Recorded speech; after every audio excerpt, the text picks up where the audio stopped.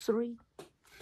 Kia ora, welcome to Canterbury Politics, or Politics from Canterbury. We are coming at you straight out of Ireland, straight out of Jerry Brownlee's old electorate. Today we've got a classical liberal. We've got Liam, who studied classics at university and is also liberal.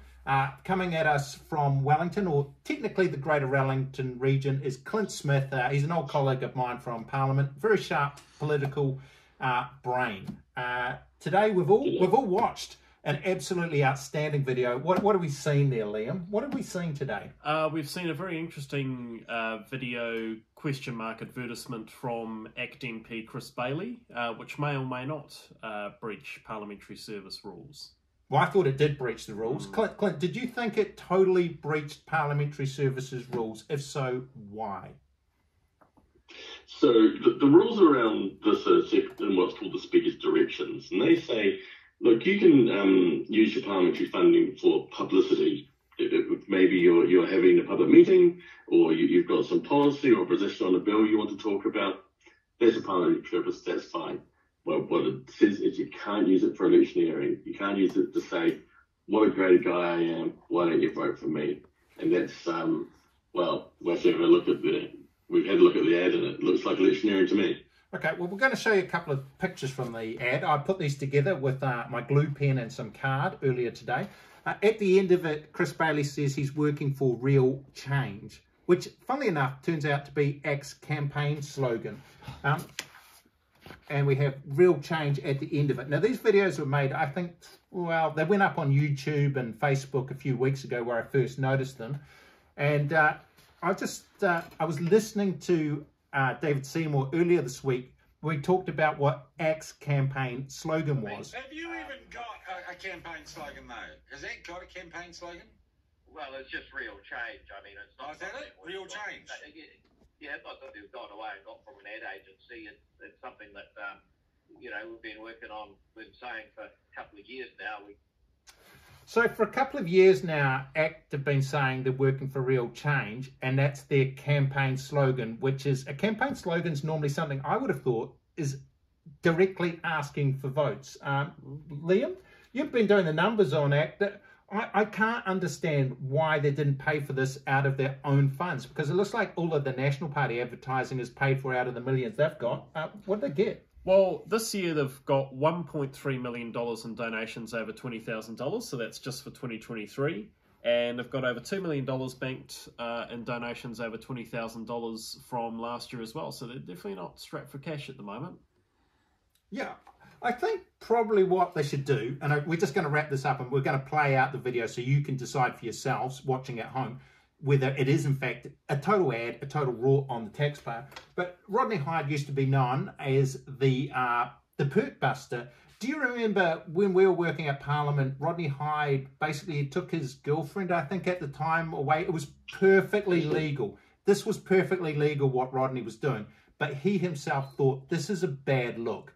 And he ended up dipping into his own wallet. Fair dues to Sir Rodney. Oh, sorry, that's Sir Roger on the board. But he paid it back. He paid the taxpayer back. And I'm calling, I haven't seen him in a while, and I hope he's well. I'm calling on Porky, the pork buster from the Taxpayers Union. If you're around, Inspector Pork Buster, Inspector Porky, has he got a legal title? Clint, do you know? Do we? I think he's just Esquire. Esquire. Yeah. Porky Esquire. Could you have a look into this? Look, I'm sure there's lots of other political parties pushing the limits, but to me, ACT to push beyond the limits. So it's not about us. We're not really about opinion. We're breaking news here. This is a news story. I mean, come on. Let's have a look into this. I think it's a raw. I think it's cost tens of thousands of bucks to the taxpayer. I think David Seymour, if he hasn't seen these ads, David, you might not have seen him. He could be innocent. David Seymour might not have any idea what his caucus is doing. Come and have a look at it. And also, any other thought? Oh, one last quick thought. The ad itself is kind of tragic because Chris Bailey's talking about not many people in Parliament like him. He's dropped from number 4 to number 17. Do we think he's coming back? It's a sliver of a chance. A sliver of a chance. Did you notice that Chris Bailey says in it, there's not many people like him because Parliament's full of lawyers and big business people and big unionists. Clint, who's on ACT's list ahead of Chris Bailey? Well, a lot of lawyers and big business people. Poor old Chris. Yeah. No unionists, though. Yeah, there's no unionists. No, not on ACT's list, no. But actually, Chris Bailey says that he was in the PPTA, so perhaps he counts as a unionist.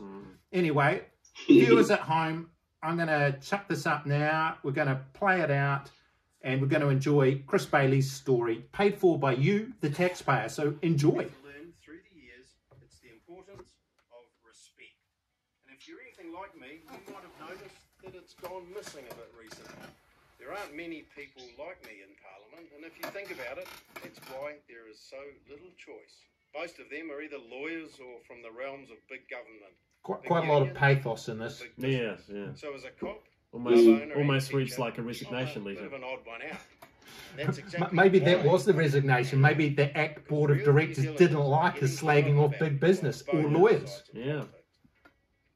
I became a cop because I loved my community. Kevin, I haven't got my glasses on. What does it say down the bottom then? Oh, so down the bottom it says paid for by the taxpayer, because it's probably the world's smallest. If you're watching this at home, I doubt you'll be able to even see the taxpayer funded. It's definitely on there, but it's at a font I've never seen it so small. This is possibly the Guinness Book of Records for smallest taxpayer funded What font. matters in the end is not what you think, but how you think. You get a magnifying glass out, you might be able to see it. Well, I didn't notice it the first couple of times. I thought this is an excellent ad paid for by ACT's donors. I didn't realise it was paid for by me, the taxpayer, or you, the taxpayer, or just a general taxpayer. But it's a good ad, so at least, look, as a taxpayer, you might enjoy this ad, so enjoy it. When we're short staffed, I see how, little by little, the costs of doing business get driven up by government. And government spending taxpayers' funds on videos like this. Yeah. Because we are drawn from real That'll pull an extra 3 cents on the pint that he's pulling. ACT respects the consumers and taxpayers we represent. We never forget who we work for. Yeah, Chris Bailey, us. acting You don't. me, You work for working us, Chris. Real change.